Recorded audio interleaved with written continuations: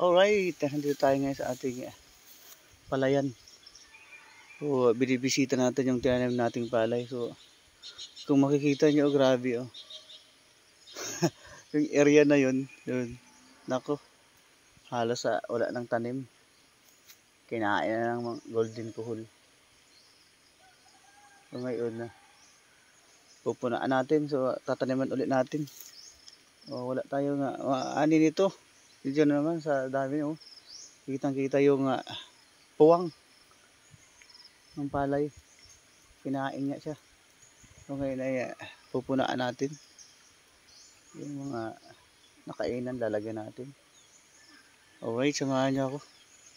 Ang loko ng manok na yun oh. Ay, yung saging binabanatan oh. Binabanatan yung buko ng saging. Ayan. Ayan yung buko ng saging.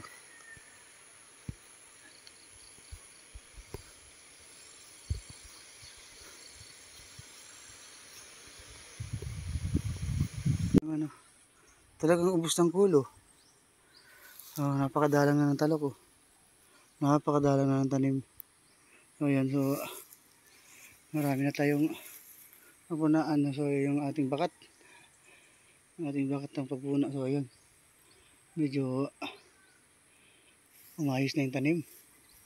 Ito pa, dito tayo sa bandang baba. So yung ating putik oh.